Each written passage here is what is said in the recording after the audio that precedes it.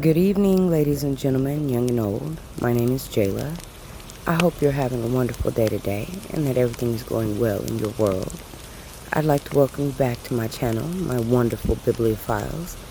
If this is your first time here, then please come on in, make yourself at home, get comfortable, and join the family. As we all know, here on Bedtime Stories for Everyone, we gather together to, of course, enjoy a wonderful book that I will be reading for you. Currently, we are on our first book, Philip Pullman's The Golden Compass. If there's a book you would like me to read, please by all means make sure you leave it down in the comment section below, and I'll have a look and maybe I'll be reading your request next. Naturally, if you do enjoy my content, please don't forget to give me a like, a subscribe, and maybe even a share, which truly gives me the will to continue creating this content for all of you. I also truly hope you enjoy listening to me read this wonderful book, and now let's get into it.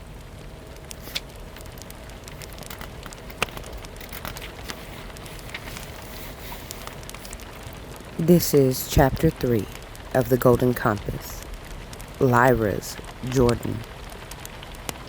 Jordan College was the grandest and richest of all the colleges in Oxford.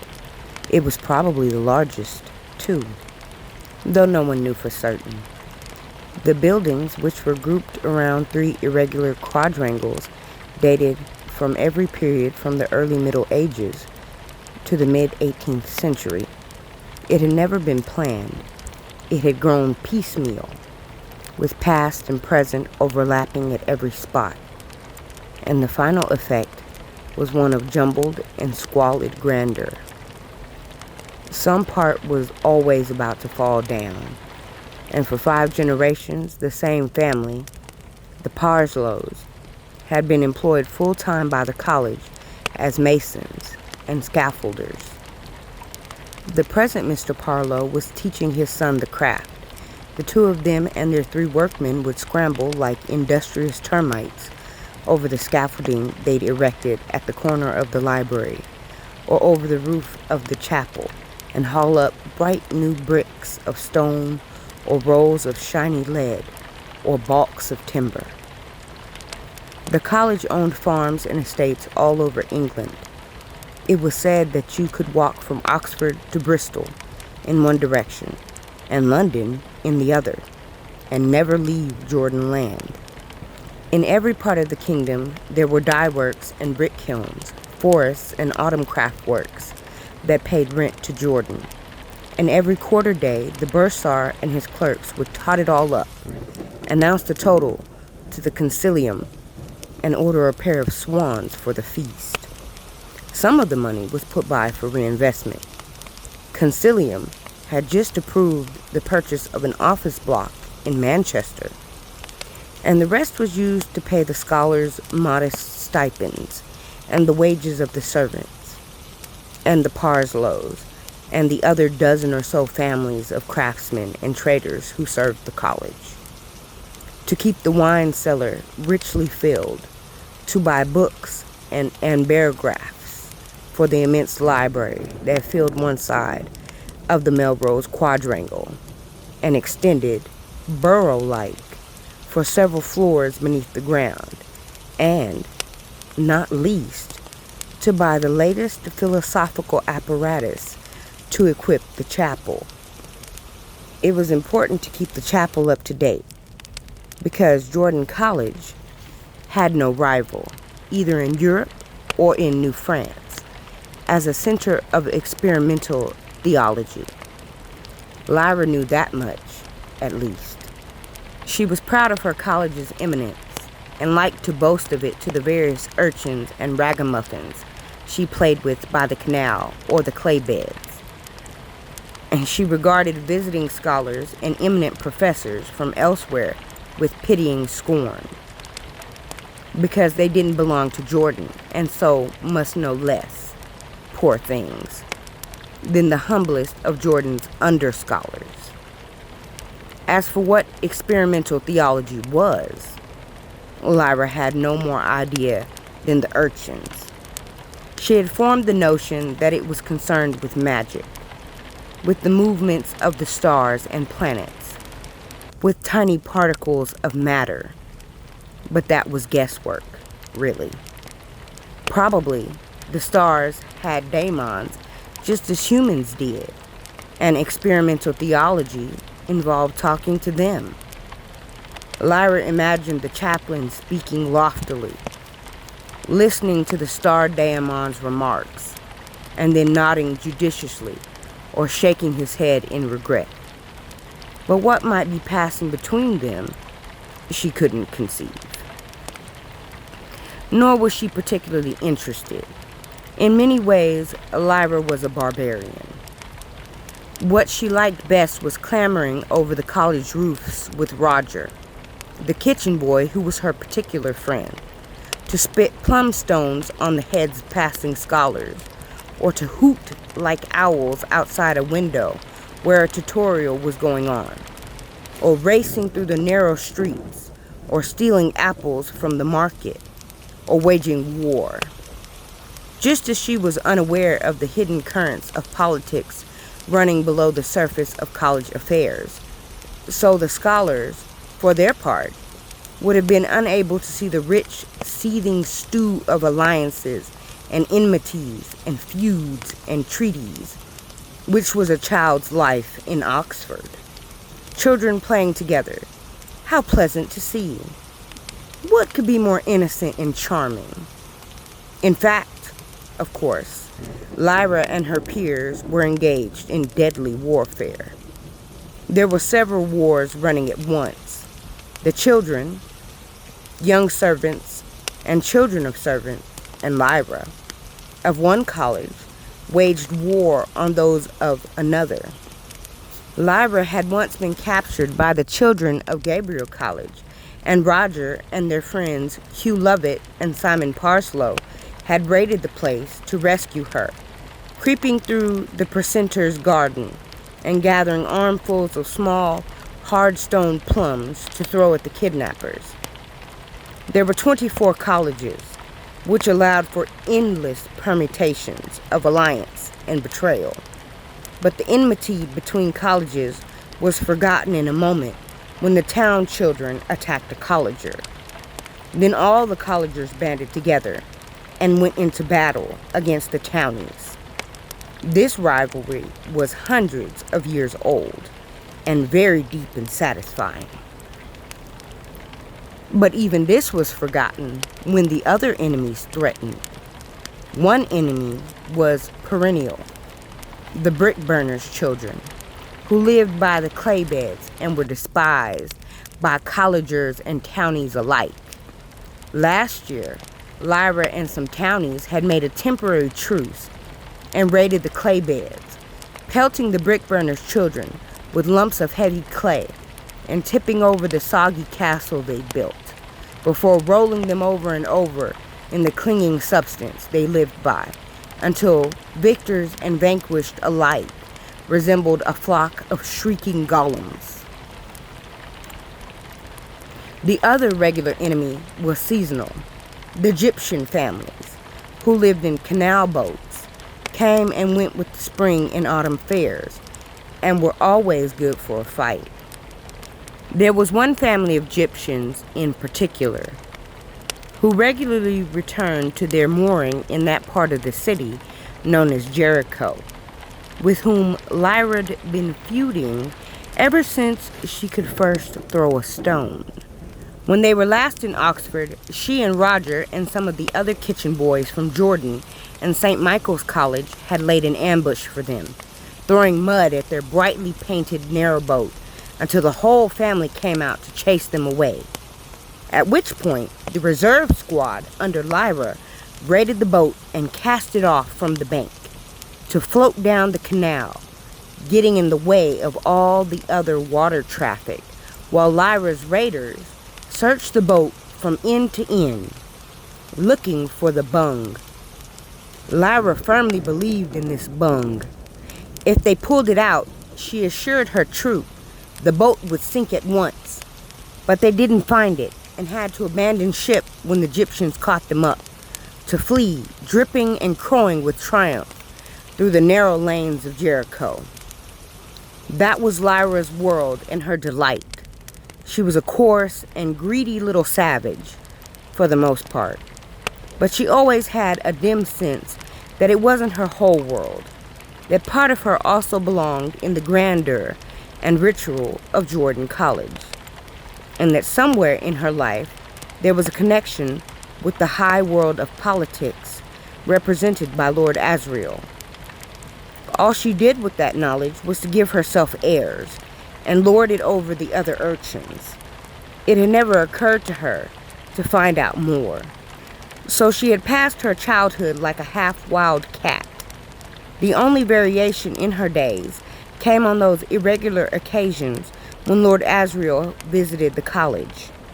A rich and powerful uncle was all very well to boast about, but the price of boasting was having to be caught by the most agile scholar and brought to the housekeeper to be washed and dressed in a clean frock, following which she was escorted, with many threats, to the senior common room to have tea with Lord Asriel and an invited group of senior scholars. She dreaded being seen by Roger. He'd caught sight of her on one of these occasions and hooted with laughter at this beribboned and pink-frilled vision. She had responded with a volley of shrieking curses that shocked the poor scholar who was escorting her, and in the senior common room she'd slumped mutinously in an armchair until the master told her sharply to sit up, and then she'd glowered at them all till even the chaplain had to laugh. What happened on those awkward, formal visits never varied. After the tea, the master and the other few scholars who'd been invited left Lyra and her uncle together, and he called her to stand in front of him and tell him what she'd learned since his last visit. And she would mutter whatever she could dredge up about geometry, or Arabic, or history, or anbarology, and he would sit back with one ankle resting on the other knee and watch her inscrutably until her words failed. Last year, before his expedition to the north, he'd gone on to say, "And how do you spend your time when you're not diligently studying?" And she'd mumbled, "I just play, sort of around the college, just play, really." And he said, "Let me see your hands, child." She held out her hands for inspection, and he took them and turned them over to look at her fingernails. Beside him, his daemon lay sphinx-like on the carpet, swishing her tail occasionally and gazing unblinkingly at Lyra. "Dirty," said Lord Asriel, pushing her hands away. "Don't they make you wash in this place?" "Yes," she said, "but the chaplain's fingernails are always dirty. They're even dirtier than mine." "He's a learned man. What's your excuse?" "I must have got them dirty after I washed." "So where do you play to get so dirty?" She looked at him suspiciously. She had the feeling that being on the roof was forbidden, though no one had actually said so. "In some of the old rooms," she said finally. "And where else?" "In the clay beds, sometimes, and Jericho and Port Meadow." "Nowhere else?" "No." "You're a liar. I saw you on the roof only yesterday." She bit her lip and said nothing. He was watching her sardonically. "So you play on the roof as well," he went on. "Do you ever go into the library?" "No." "I found a rook on the library roof, though," she went on. "Did you? Did you catch it?" "It had a hurt foot. I was going to kill it and roast it, but Roger said we should help it get better. So we gave it scraps of food and some wine, and then it got better and flew away." "Who's Roger?" "My friend, the kitchen boy." "I see. So you've been all over the roof? Not all over. You can't get onto the Sheldon building because you have to jump up from Pilgrim's Tower across a gap. There's a skylight that opens onto it, but I'm not tall enough to reach it. You've been all over the roof except the Sheldon building? What about underground? Underground? There's as much college below ground as there is above it. I'm surprised you haven't found that out. Well, I'm going in a minute. You look healthy enough. Here. He fished in his pocket and drew out a handful of coins, from which he gave her 5 gold dollars. Haven't they taught you to say thank you? He said. Thank you, she mumbled. Do you obey the master? Oh, yes. And respect the scholars? Yes. Lord Asriel's daemon laughed softly. It was the first sound she'd made, and Lyra blushed. Go and play, then, said Lord Asriel. Lyra turned and darted to the door with relief, remembering to turn and blurt out a goodbye. So Lyra's life had been. Before the day when she decided to hide in the retiring room and first heard about dust. And of course, the librarian was wrong in saying to the master that she wouldn't have been interested. She would have listened eagerly now to anyone who could tell her about dust. She was to hear a great deal more about it in the months to come, and eventually she would know more about dust than anyone in the world. But in the meantime, there was all the rich life of Jordan still being lived around her. And in any case, there was something else to think about. A rumor had been filtering through the streets for some weeks. A rumor that made some people laugh and others grow silent, as some people scoff at ghosts and others fear them. For no reason that anyone could imagine, children were beginning to disappear. It would happen like this.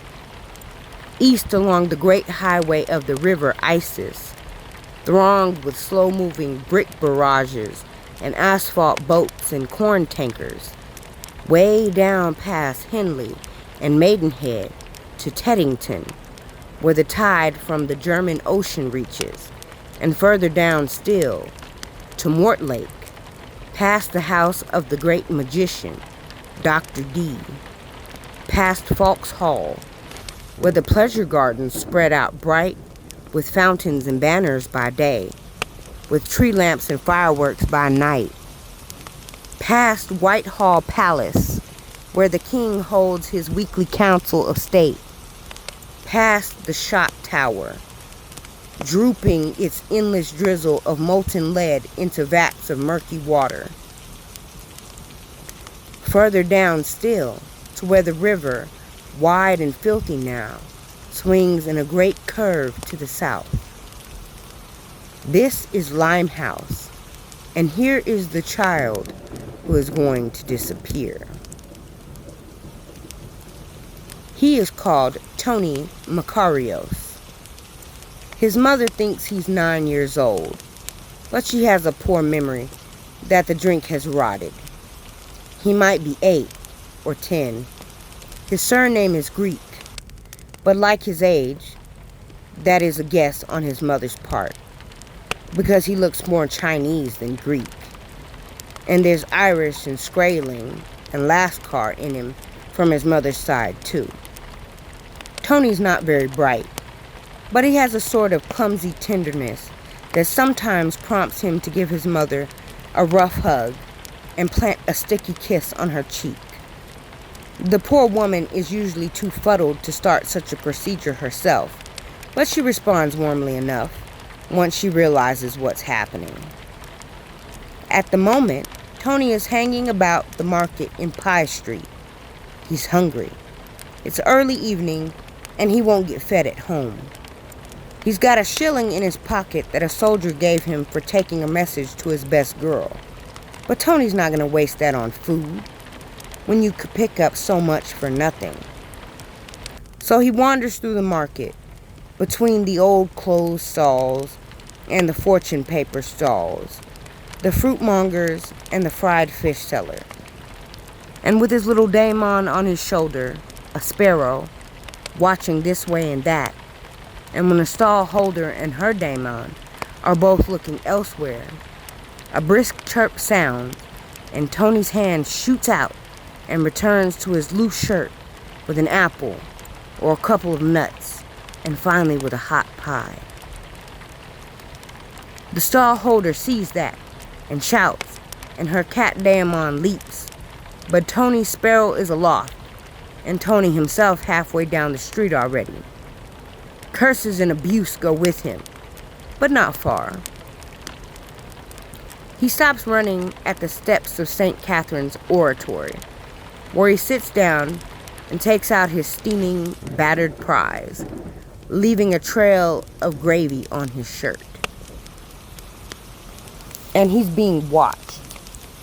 A lady in a long yellow-red fox fur coat, a beautiful young lady whose dark hair falls, shining delicately under the shadow of her fern-lined hood, is standing in the doorway of the oratory, half a dozen steps above him. It might be that a service is finishing, for light comes from the doorway behind her. An organ is playing inside, and the lady is holding a jeweled breviary. Tony knows nothing of this, his face contentedly deep in the pie, his toes curled inward, and his bare soles together. He sits and chews and swallows, while his daemon becomes a mouse and grooms her whiskers. The young lady's daemon is moving out from beside the fox fur coat. He's in the form of a monkey, but no ordinary monkey. His fur is long and silky, and of the most deep and lustrous gold. With sinuous movements, he inches down the steps toward the boy, and sits a step above him. Then the mouse senses something, and becomes a sparrow again, cocking her head a fraction sideways, and hops along the stone a step or two. The monkey watches the sparrow. The sparrow watches the monkey. The monkey reaches out slowly. His little hand is black, his nails perfect horny claws, his movements gentle and inviting. The sparrow can't resist. She hops further and further, and then, with a little flutter, up on the monkey's hand.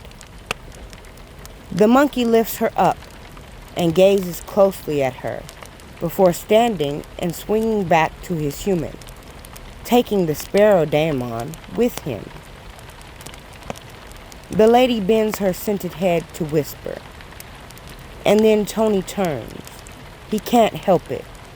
"Ratter," he says, half in alarm, his mouth full.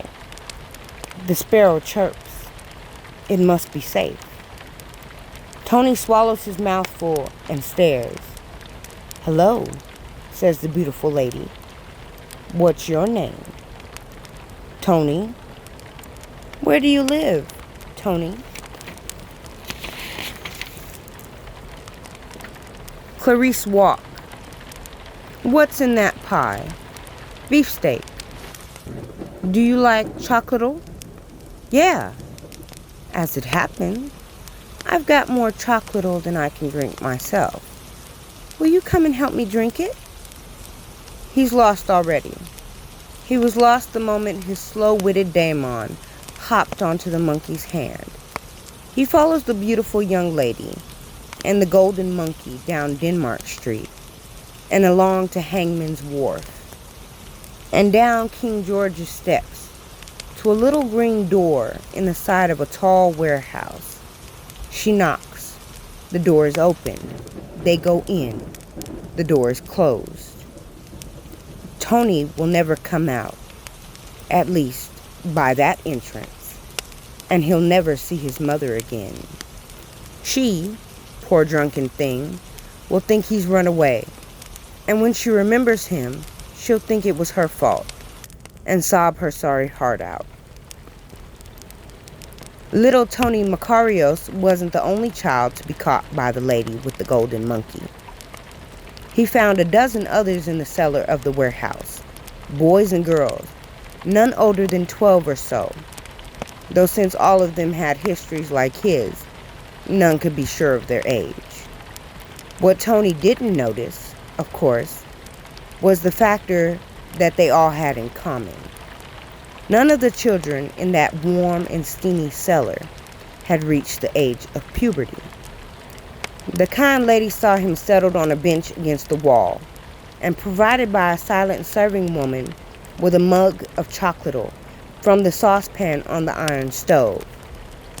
Tony ate the rest of his pie and drank the sweet hot liqueur without taking much notice of his surroundings, and the surroundings took little notice of him. He was too small to be a threat, and too stolid to promise much satisfaction as a victim. It was another boy who asked the obvious question. "Hey lady, what you got us all here for?" He was a tough-looking wretch with dark chocolate on his top lip and a gaunt black rat for a daemon. The lady was standing near the door, talking to a stout man with the air of a sea captain, and as she turned to answer, she looked so angelic in the hissing naphtha light that all the children fell silent. "We want your help," she said. "You don't mind helping us, do you?" No one could say a word. They all gazed, suddenly shy. They had never seen a lady like this. She was so gracious and sweet and kind that they felt they hardly deserved their good luck. And whatever she asked, they'd give it gladly so as to stay in her presence a little longer. She told them that they were going on a voyage, that they would be well fed and warmly clothed, and those who wanted to could send messages back to their families to let them know they were safe. Captain Magnuson would take them on board his ship very soon, and then when the tide was right, they'd set sail out to sea and set a course for the north.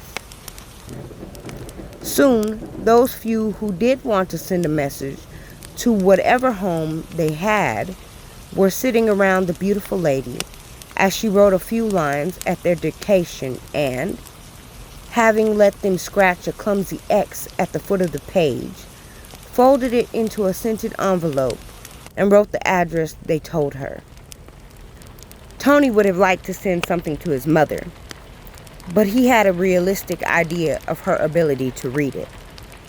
He plucked at the lady's fox fur sleeve and whispered that he'd like her to tell his mom where he was going and all, and she bent her gracious head close enough to his malodorous little body to hear, and stroked his head and promised to pass the message on. Then the children clustered around to say goodbye.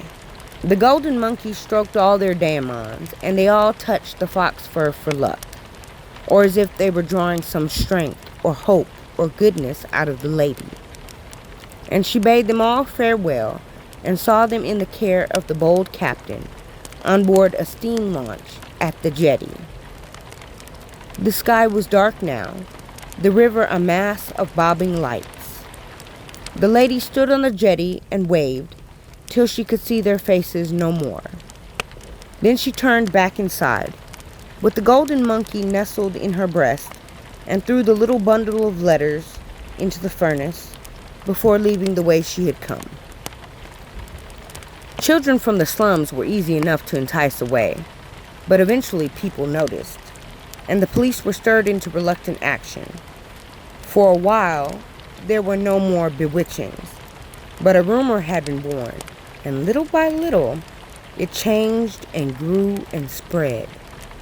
And when, after a while, a few children disappeared in Norwich, and then Sheffield, and then Manchester, the people in those places, who'd heard of the disappearances elsewhere, added the new vanishings to the story and gave it new strength. And so the legend grew of a mysterious group of enchanters who spirited children away. Some said their leader was a beautiful lady. Others said a tall man with red eyes, while a third story told of a youth who laughed and sang to his victims so that they followed him like sheep. As for where they took these lost children, no two stories agreed. Some said it was to hell, under the ground, to fairyland. Others said to a farm where the children were kept and fattened for the table. Others said that the children were kept and sold as slaves to rich Tartars, and so on. But one thing on which everyone agreed was the name of these invisible kidnappers.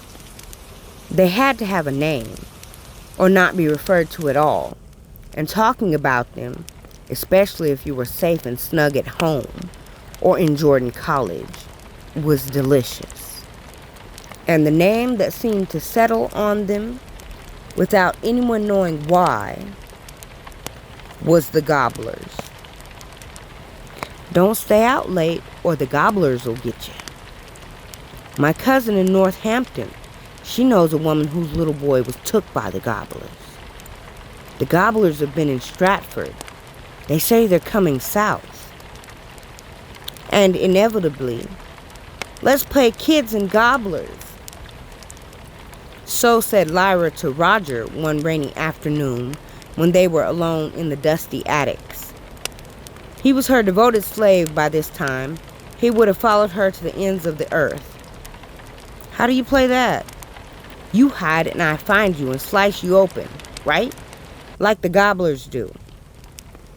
You don't know what they do. They might not do that at all. You're afraid of them, she said. I can tell. I ain't.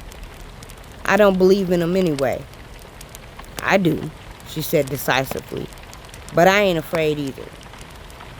I'd just do what my uncle done last time he came to Jordan. I seen him.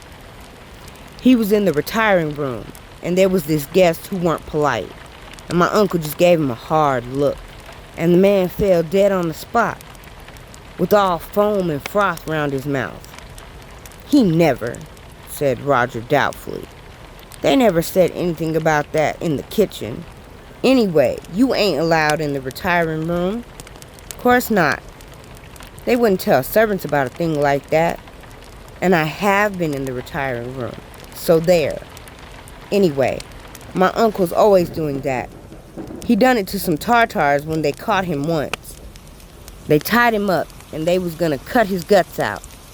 But when the first man come up with the knife, my uncle just looked at him and he fell dead. So another one come up and he done the same to him. And finally there was only one left. My uncle said he'd leave him alive if he untied him. So he did. And then my uncle killed him anyway, just to teach him a lesson. Roger was less sure about that than about gobblers, but the story was too good to waste.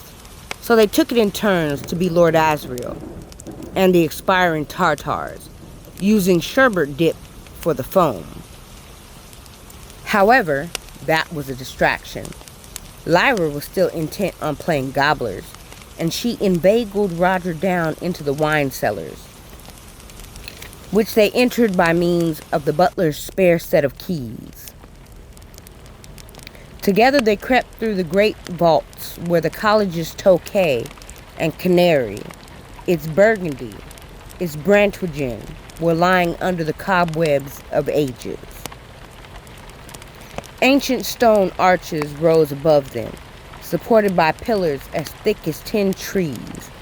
Irregular flagstones lay underfoot, and on all sides were ranged rack upon rack, tier upon tier, of bottles and barrels. It was fascinating. With gobblers forgotten again, the two children tiptoed from end to end, holding a candle in trembling fingers, peering into every dark corner, with a single question growing more urgent in Lyra's mind every moment. What did the wine taste like? There was an easy way of answering that. Lyra, over Roger's fervent protests, picked out the oldest, twistiest, greenest bottle she could find, and not having anything to extract the cork with, broke it off at the neck. Huddled in the farthest corner, they sipped at the heady crimson liquor, wondering when they'd become drunk, and how they'd tell when they were. Lyra didn't like the taste much, but she had to admit how grand and complicated it was. The funniest thing was watching their two daemons, who seemed to be getting more and more muddled, falling over, giggling senselessly, and changing shape to look like gargoyles, each trying to be uglier than the other. Finally, and almost simultaneously, the children discovered what it was like to be drunk. "Do they like doing this?" gasped Roger after vomiting copiously. "Yes," said Lyra, in the same condition. "And so do I," she added stubbornly. Lyra learned nothing from that episode except that playing gobblers led to interesting places. She remembered her uncle's words in their last interview and began to explore underground, for what was above ground was only a small fraction of the whole. Like some enormous fungus whose root systems extended over acres, Jordan, finding itself jostling for space above ground, with St. Michael's College on one side, Gabriel's College on the other, and the university library behind, had begun, sometime in the Middle Ages, to spread below the surface. Tunnels, shafts, vaults, cellars, staircases had so hollowed out the earth below Jordan and for several hundred yards around it that there was almost as much air below ground as above. Jordan College stood on a sort of froth of stone. And now that Lyra had the taste for exploring it, she abandoned her usual haunt, the irregular alps of the college roofs, and plunged with Roger into this netherworld. From playing at gobblers, she had turned to hunting them, for what could be more likely than that they were lurking out of sight below the ground? So one day, she and Roger made their way into the crypt below the oratory. This is where generations of masters had been buried, each in his lead-lined oak coffin in niches along the stone walls. A stone tablet below each space gave their names.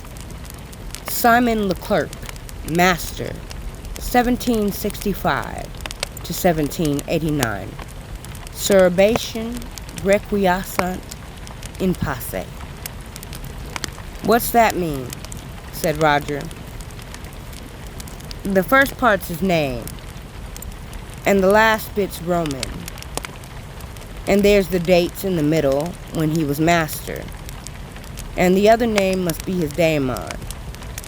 They moved along the silent vault, tracing the letters of more inscriptions. Francis Lyle, Master, 1748 to 1765. Zohariel, Requiescent in pace. Ignatius Cole, Master, 1745 to 1748. Musca, Requiescent in pace.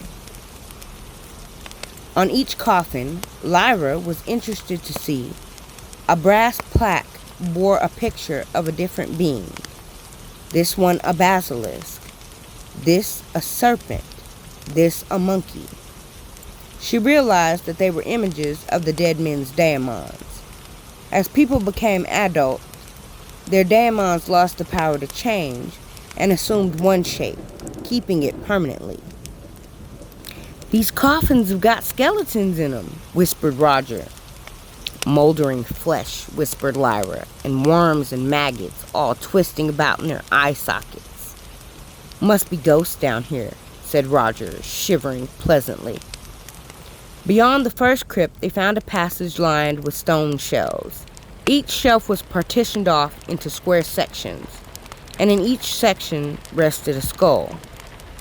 Roger's daemon, tail tucked firmly between her legs, shivered against him and gave a little quiet howl. "Hush," he said. Lyra couldn't see Pantalaimon, but she knew his moth form was resting on her shoulder and probably shivering too. She reached up and lifted the nearest skull gently out of its resting place. "What are you doing?" said Roger. "You ain't supposed to touch him." She turned it over and over, taking no notice. Something suddenly fell out of the hole at the base of the skull, fell through her fingers, and rang as it hit the floor, and she nearly dropped the skull in alarm. "It's a coin," said Roger, feeling for it. "Might be treasure." He held it up to the candle, and they both gazed wide-eyed. It was not a coin, but a little disc of bronze, with a crudely engraved inscription showing a cat. "It's like the ones on the coffin," said Lyra. "It's his daemon. Must be." "Better put it back," said Roger uneasily, and Lyra upturned the skull and dropped the disc back into its immemorial resting place before returning the skull to the shelf. Each of the other skulls, they found, had its own daemon coin, showing its owner's lifetime companion, still close to him in death. "Who do you think these were when they were alive?" said Lyra. "Probably scholars, I reckon. Only the masters get coffins." "There's probably been so many scholars all down the centuries that there wouldn't be room to bury the whole of them, so they just cut their heads off and keep them. That's the most important part of them anyway." They found no gobblers, but the catacombs under the oratory kept Lyra and Roger busy for days. Once she tried to play a trick on some of the dead scholars by switching around the coins in their skulls so they were with the wrong daemons. Pantalaimon became so agitated at this that he changed into a bat and flew up and down, uttering shrill cries and flapping his wings in her face. But she took no notice. It was too good a joke to waste. She paid for it later, though. In bed, in her narrow room at the top of staircase 12, she was visited by a night ghast and woke up screaming at the three robed figures who stood at the bedside, pointing their bony fingers before throwing back their cowls to show bleeding stumps where their heads should have been. Only when Pantalaimon became a lion and roared at them did they retreat, backing away into the substance of the wall until all that was visible was their arms, then their horny yellow-gray hands, then their twitching fingers, then nothing. First thing in the morning, she hastened down to the catacombs and restored the daemon coins to their rightful places and whispered sorry to the skulls. The catacombs were much larger than the wine cellars, but they too had a limit. When Lyra and Roger had explored every corner of them and were sure there were no gobblers to be found there, they turned their attention elsewhere, but not before they were spotted leaving the crypt by the intercessor, who called them back into the oratory. The intercessor was a plump, elderly man known as Father Heist. It was his job to lead all the college services, to preach and pray and hear confessions. When Lyra was younger, he had taken an interest in her spiritual welfare, only to be confounded by her sly indifference and insincere repentances.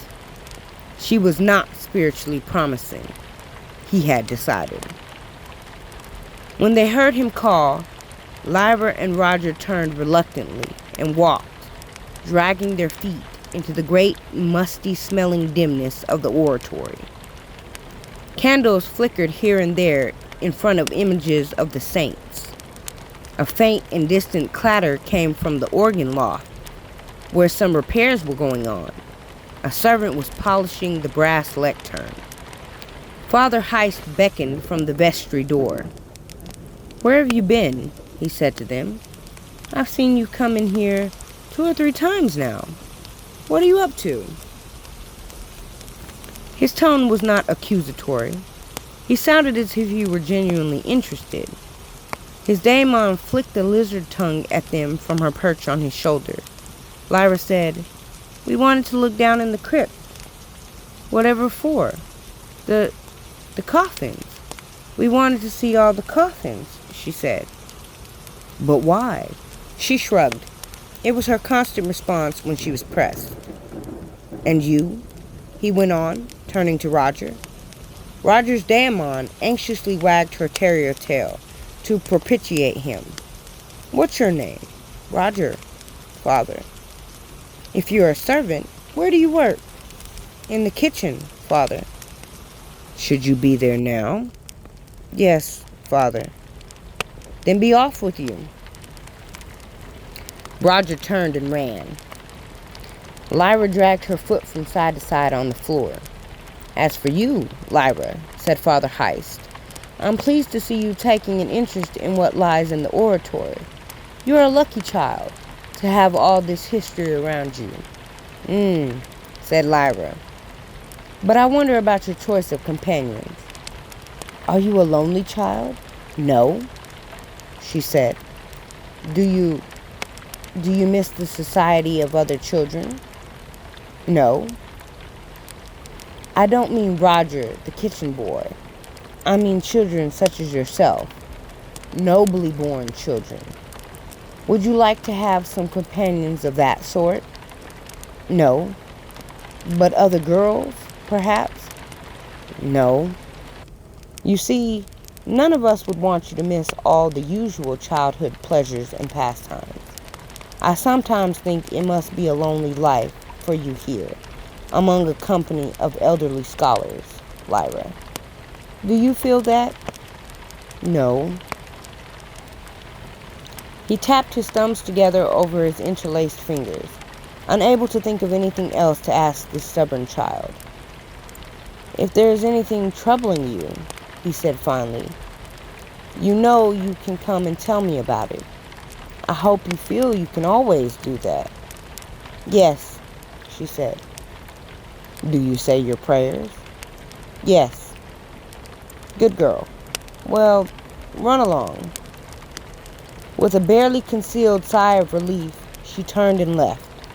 Having failed to find gobblers below the ground, Lyra took to the streets again. She was at home there. Then, almost when she'd lost interest in them, the gobblers appeared in Oxford. The first Lyra heard of it was when a young boy went missing from an Egyptian family she knew. It was about the time of the horse fair, and the canal basin was crowded with narrow boats and buddy boats, with traders and travelers, and the wharves along the waterfront in Jericho were bright with gleaming harnesses and loud with the clip-clop of hooves and the clamor of bargaining. Lyra always enjoyed the horse fair, as well as a chance of stealing a ride on a less than well-attended horse. There were endless opportunities for provoking warfare. And this year she had a grand plan. Inspired by the capture of the narrowboat the year before, she intended this time to make a proper voyage before being turned out. If she and her cronies from the college kitchens could get as far as Abingdon, they could play havoc with the weir. But this year there was to be no war. Something else happened. Lyra was sauntering along the edge of the Port Meadow boatyard in the morning sun, without Roger for once. He had been detailed to wash the buttery floor, but with Hugh Lovett and Simon Parslow, passing a stolen cigarette from one to another and blowing out the smoke ostentatiously, when she heard a cry in a voice she recognized. "Well, what have you done with him, you half-arsed pillock?" It was a mighty voice, a woman's voice, but a woman with lungs of brass and leather. Lyra looked around for her at once, because this was Ma Costa, who had clouted Lyra dizzy on 2 occasions, but given her hot gingerbread on 3, and whose family was noted for the grandeur and sumptuousness of their boat. They were princes among Egyptians, and Lyra admired Ma Costa greatly. But she intended to be wary of her for some time yet, for theirs was the boat she had hijacked. One of Lyra's brat companions picked up a stone automatically when he heard the commotion, but Lyra said, "Put it down. She's in a temper. She could snap your backbone like a twig." In fact, Ma Costa looked more anxious than angry. The man she was addressing, a horse trader, was shrugging and spreading his hands. "Well, I don't know," he was saying. "He was here one minute and gone the next. I never saw where he went." "He was helping you. He was holding your bloody horses for you." "Well, he should have stayed there, shouldn't he? Runs off in the middle of a job." He got no further, because Ma Costa suddenly dealt him a mighty blow on the side of the head, and followed it up with such a volley of curses and slaps that he yelled and turned to flee. The other horse traders nearby jeered, and a flighty colt reared up in alarm. "What's going on?" said Lyra to an Egyptian child who'd been watching open-mouthed. "What's she angry about?" "It's her kid," said the child. "It's Billy. She probably reckons the gobblers got him. They might have done, too. I ain't seen him myself since." "The gobblers? Has they come to Oxford, then?" The Egyptian boy turned away to call his friends, who were all watching Ma Costa. "She don't know what's going on. She don't know the gobblers is here." Half a dozen brats turned with expressions of derision, and Lyra threw her cigarette down, recognizing the cue for a fight. Everyone's daemon instantly became warlike. Each child was accompanied by fangs, or claws, or bristling fur, and Pantalaimon, contemptuous of the limited imaginations of these Egyptian daemons, became a dragon, size of a deerhound. But before they could all join battle, Ma Costa herself waded in, smacking 2 of the Egyptians aside and confronting Lyra like a prize fighter. "You seen him?" she demanded of Lyra. "You seen Billy?" "No," said Lyra. "We just got here. I ain't seen Billy for months."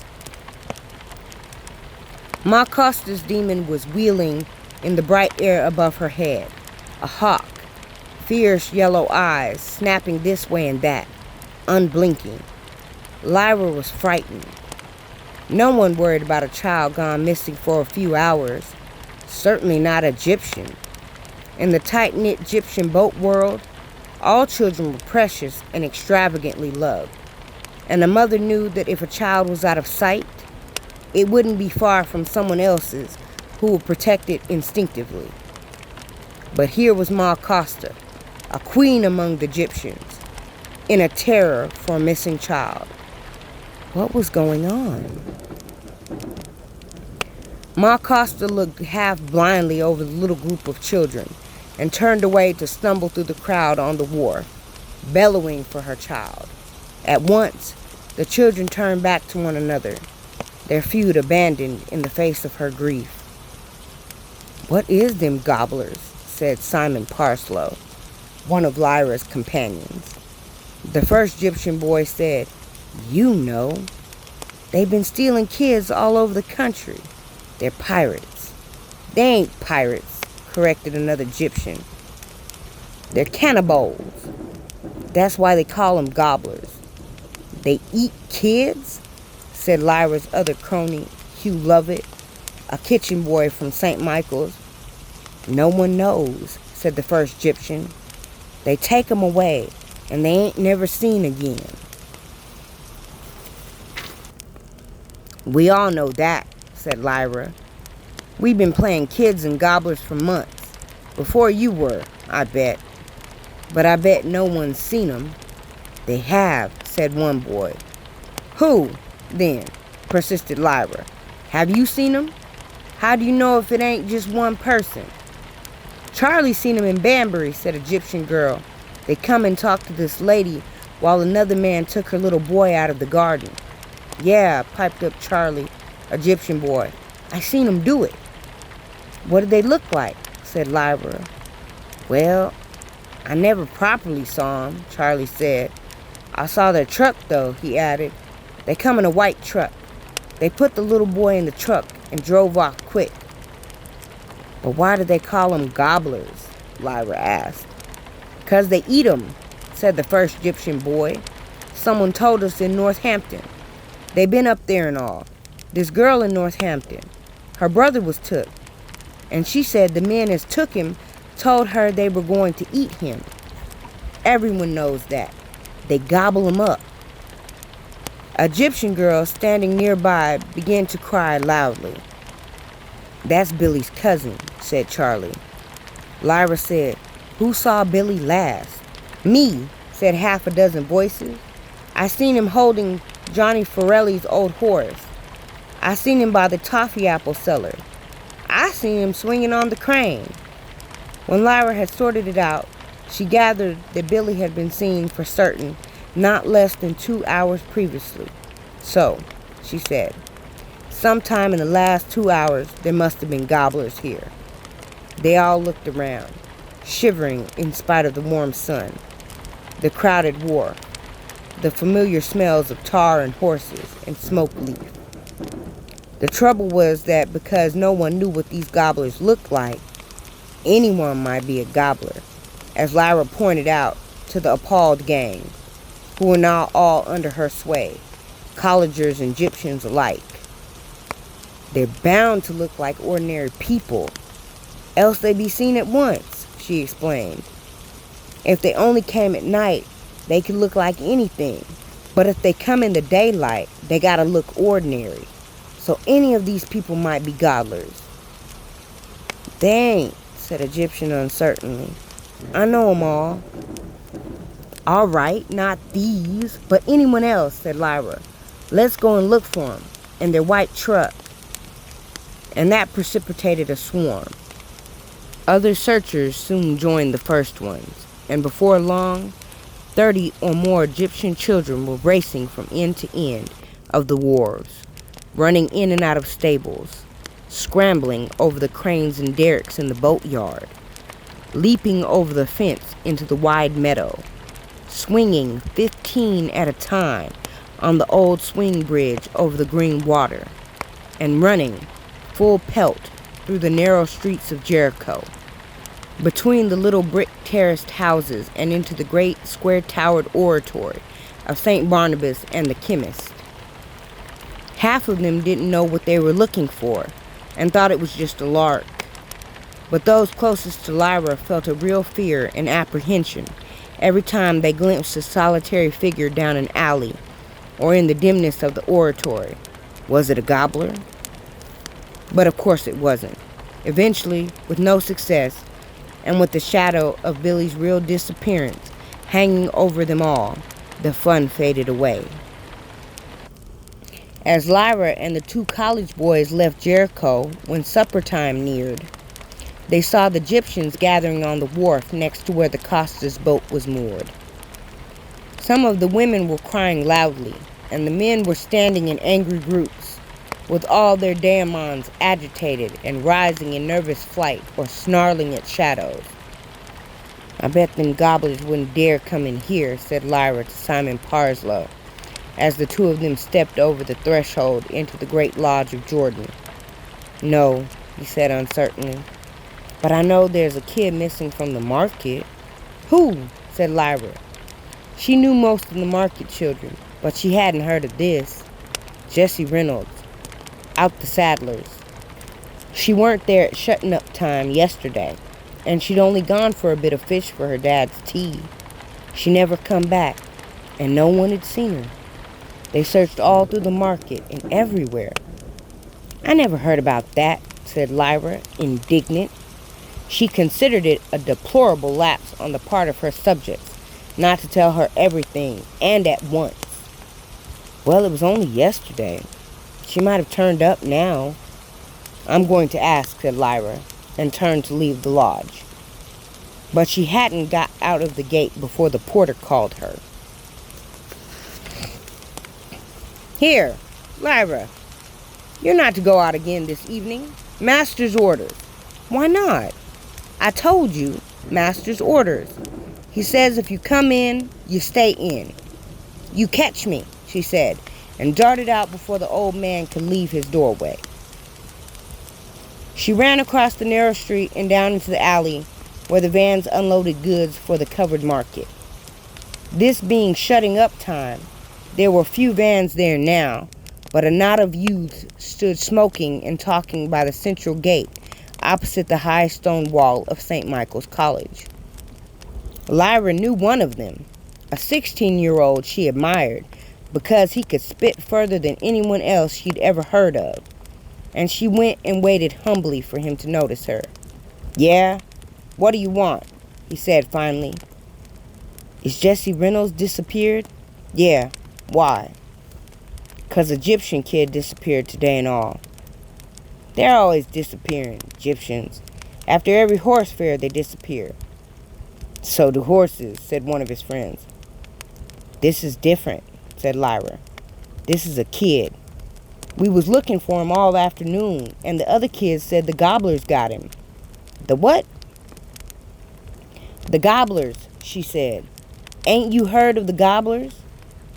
It was news to the other boys as well, and apart from a few coarse comments, they listened closely to what she told them. Gobblers, said Lyra's acquaintance, whose name was Dick. It's stupid. The Egyptians. They pick up all kinds of stupid ideas. They said there was gobblers in Banbury a couple of weeks ago, Lyra insisted, and there was 5 kids taken. They probably come to Oxford now to get kids from us. It must have been them what got Jesse. There was a kid lost over Cowley way, said one of the other boys. I remember now. My auntie, she was there yesterday, 'cause she sells fish and chips out of van. And she heard about it. Some little boy, that's it. I don't know about the gobblers, though. They ain't real gobblers, just a story. They are, said Lyra. The Egyptians seen them. They reckon they eat the kids they catch and... She stopped in mid-sentence because something had suddenly come into her mind.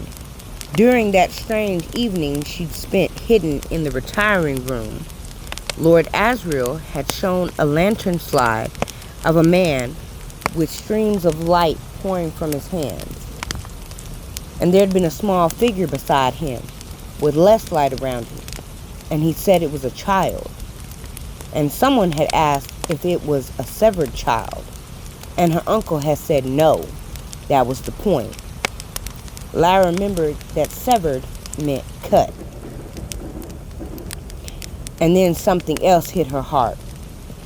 Where was Roger? She hadn't seen him since this morning. Suddenly, she felt afraid. Pantalaimon, as a miniature lion, sprang into her arms and growled. She said goodbye to the youths by the gate and walked quietly back into Turrell Street, and then ran full pelt for Jordan Lodge, tumbling in through the door a second before the now cheetah-shaped daemon. The porter was sanctimonious. I had to ring the master and tell him, he said. He ain't pleased at all. I wouldn't be in your shoes. Not for money, I wouldn't. Where's Roger? She demanded. I ain't seen him. He'll be in for it, too. Ooh, when Mr. Carson catches him. Lyra ran to the kitchen and thrust her way into the hot, clangorous, steaming bustle. Where's Roger? She shouted. Clear off, Lyra. We're busy here. But where is he? Has he turned up or not? No one seemed interested. But where is he? You must have heard. Lyra shouted at the chef, who boxed her ears and sent her storming away. Bernie, The pastry cook tried to calm her down, but she wouldn't be consoled. "They got him. Them bloody gobblers. They oughter catch him and bloody kill him. I hate him. You don't care about Roger." "Lyra, we all care about Roger. You don't. Else you'd all stop work and go and look for him right now. I hate you." There could be a dozen reasons why Roger ain't turned up. Listen to sense. We got dinner to prepare and serve in less than an hour. The master's got guests in the lodging, and he'll be eating over there. And that means Chef will have to attend to getting the food there quick so it don't go cold.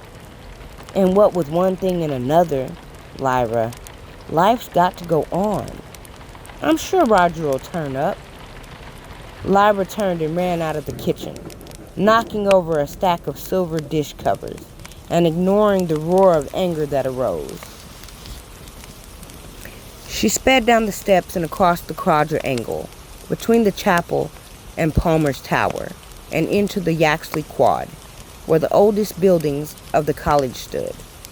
Pantalaimon scampered before her, flowing up the stairs to the very top, where Lyra's bedroom was.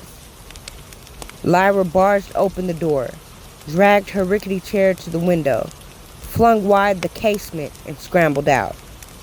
There was a lead-lined stone gutter a foot wide just below the window, and once she was standing in that, she turned and clambered up over the rough tiles until she stood on the topmost ridge of the roof.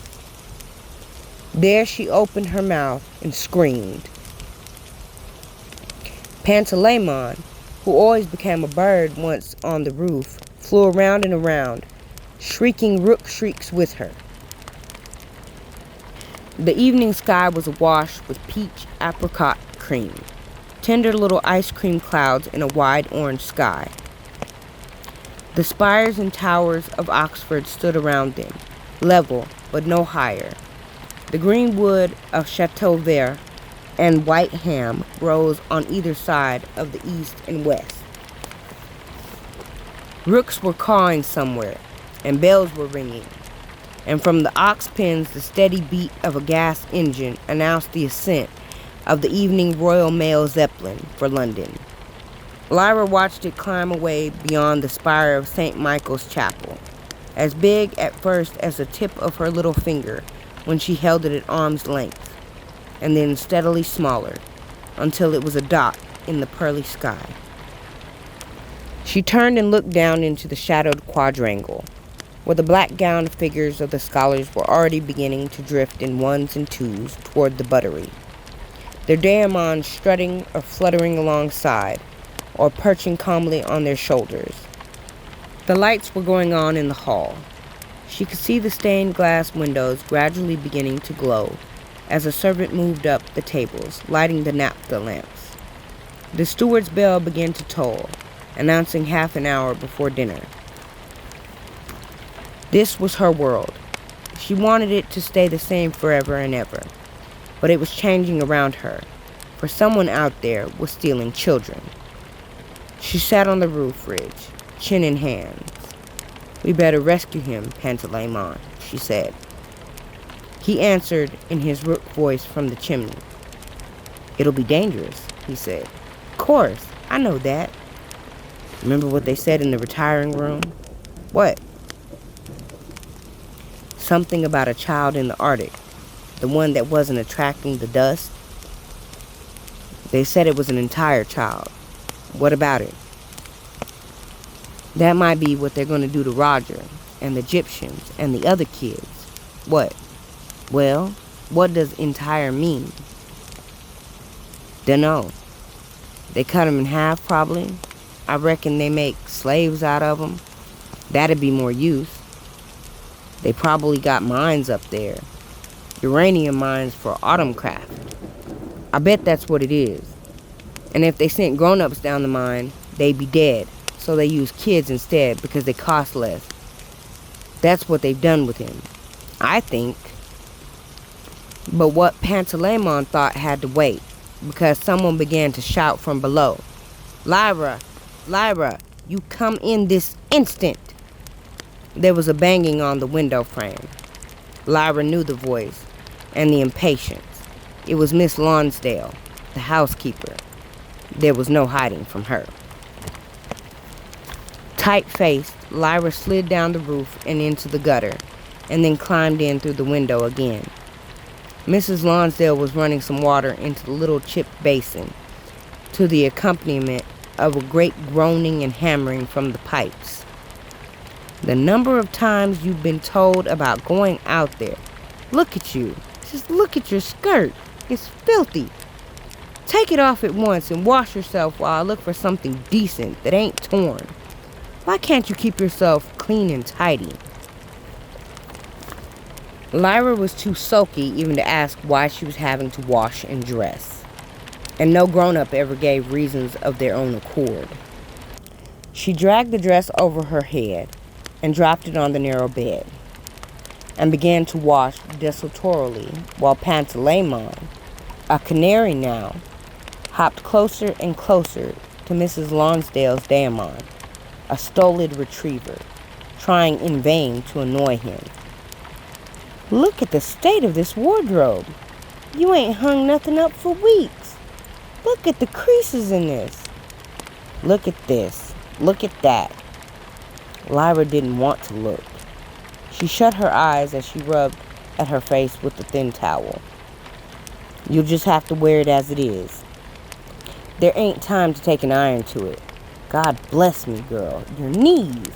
Look at the state of them. Don't want to look at nothing, Lyra muttered. Mrs. Lonsdale smacked her leg. Wash, she said ferociously. You get all that dirt off. Why? Said Lyra at last. I never wash my knees usually. No one's going to look at my knees. What have I got to do all this for? You don't care about Roger neither, any more than Chef does. I'm the only one that... Another smack on the other leg. None of that nonsense. I'm a Parslow, same as Roger's father. He's my second cousin. I bet you didn't know that, 'cause I bet you never asked, Miss Lyra. I bet it never occurred to you. Don't you chide me with not caring about the boy. God knows, I even care about you, and you give me little enough reason and no thanks. She seized the flannel and rubbed Lyra's knees so hard she left the skin bright pink and sore, but clean. The reason for this is you're going to have dinner with the master and his guests. I hope to God you behave. Speak when you're spoken to. Be quiet and polite. Smile nicely. And don't you ever say dunno when someone asks you a question. She dragged the best dress onto Lyra's skinny frame, tugged it straight, fished a bit of red ribbon out of the tangle in a drawer, and brushed Lyra's hair with a coarse brush. If they'd let me know earlier, I could have given your hair a proper wash. Well, that's too bad. As long as they don't look too close. There. Now stand up straight. Where's those best patent leather shoes? 5 minutes later, Lyra was knocking on the door of the master's lodging, the grand and slightly gloomy house that opened into the Yaxley Quadrangle and backed onto the library garden. Pantalaimon, and ermine now, for politeness, rubbed himself against her leg. The door was opened by the master's manservant, Cousins, an old enemy of Lyra's, but both knew that this was a state of truce. Miss Lonsdale said I was to come, said Lyra. Yes, said Cousins, stepping aside. The master's in the drawing room. He showed her into the large room that overlooked the library garden. The last of the sun shone into it, through the gap between the library and Palmer's Tower, and lit up the heavy pictures and the glum silver the master collected. It also lit up the guests, and Lyra realized why they weren't going to dine in hall. 3 of the guests were women. Ah, Lyra, said the master. I'm so glad you could come. Cousins, could you find some sort of soft drink? Dame Hannah, I don't think you've met Lyra, Lord Asriel's niece, you know. Dame Hannah Relf was the head of one of the women's colleges, an elderly gray-haired lady whose daimon was a marmoset. Lyra shook hands as politely as she could, and was then introduced to the other guests, who were, like Dame Hannah, scholars from other colleges, and quite uninteresting. Then the master came to the final guest. "Miss Coulter," he said, "this is our Lyra. Lyra, come and say hello to Miss Coulter." "Hello, Lyra," said Miss Coulter. She was beautiful and young. Her sleek black hair framed her cheeks, and her daimon was a golden monkey. Well, my wonderful bibliophiles, this concludes Chapter 3 of Philip Pullman's The Golden Compass. I do hope you enjoyed listening to it as much as I enjoyed reading it to you. I want to wish you a wonderful evening, a good night, and sweet dreams. I look forward to seeing you all again soon.